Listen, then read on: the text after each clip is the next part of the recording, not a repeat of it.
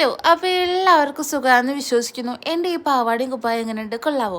അപ്പോൾ ഈ കടയും കട്ടിയാണ് നമ്മൾ ഗുരുവായൂരപ്പനെ തൊഴാൻ വേണ്ടിയിട്ട് പോവാട്ടോ. ഒരു വർഷം മുന്നെയാണ് ഗുരുവായൂരപ്പനെ തൊഴാൻ വേണ്ടി ലാസ്റ്റായിട്ട് പോയത് കേട്ടോ. പിന്നെ ഇന്നാണ് അതിനൊരു അവസരം കിട്ടിയത്. നമ്മളെ ഇച്ചന് ചോറ് കൊടുക്കാൻ വേണ്ടിയിട്ടാണ് ലാസ്റ്റായിട്ട് അവിടെ പോയത്. ഇപ്പം അവന് 1.5 വയസ്സായിട്ടോ. നമ്മൾ അവിടെ എത്തിയത് ഒരു 7 മണി ടൈമിലാട്ടോ. അവിടെ ചെന്നപ്പോൾ തന്നെ ഒരു ആന ഉണ്ടായിരുന്നു.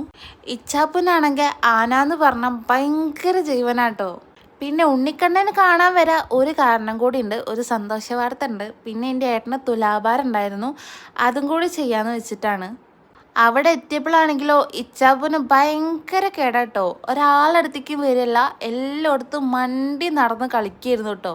അങ്ങനെ ഞങ്ങൾ അമ്പലത്തിലൊക്കെ കയറി തൊഴുത് ആ പാൽപ്പായസമൊക്കെ മേടിച്ചിട്ട് നേരെ ഞങ്ങൾ പോയത് എന്തെങ്കിലും കഴിക്കാൻ വേണ്ടിയിട്ടാണ് കേട്ടോ. നമ്മൾ ആ അമ്പലത്തിൻ്റെ അടുത്ത് തന്നെ ഉള്ളൊരു കടയിലാണ് കയറിയത്. ഇഡലിയാണ് കഴിച്ചിട്ടോ.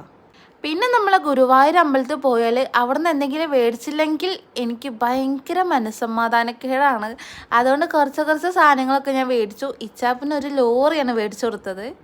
അങ്ങനെ അതൊക്കെ മേടിച്ച് അമ്പലത്തിൽ നിന്ന് ഇറങ്ങിയിട്ട് ഞങ്ങൾ നേരെ പോയത് ആനപ്പന്തിയിലേക്കാണ്. ഇച്ചാപ്പൂന് ആന എന്ന് വെച്ചാൽ ഭയങ്കര ജീവനാണ്, ഒരുപാട് ഇഷ്ടമാണ്.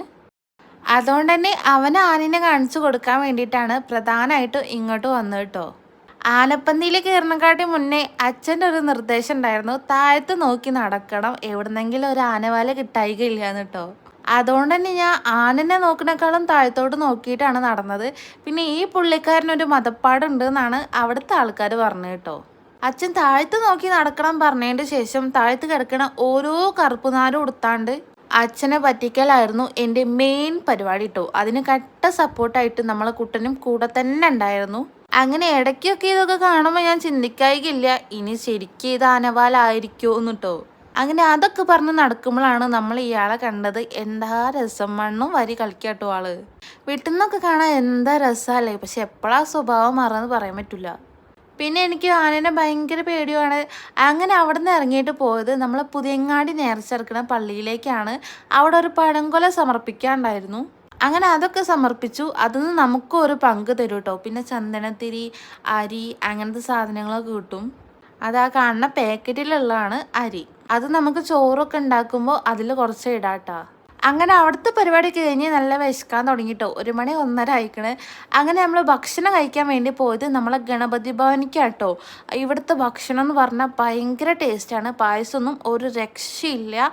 എന്തായാലും വയറ് നിറച്ച് ഭക്ഷണം കഴിക്കുക കേട്ടോ. അങ്ങനെ വയറൊക്കെ നിറച്ചിട്ട് നേരെ വീട്ടിൽ പോയിട്ട് സുഖമായിട്ട് കുറച്ച് നേരം കൊണ്ട് ഉറങ്ങി. അപ്പോൾ നെക്സ്റ്റ് വീഡിയോ ആയിട്ട്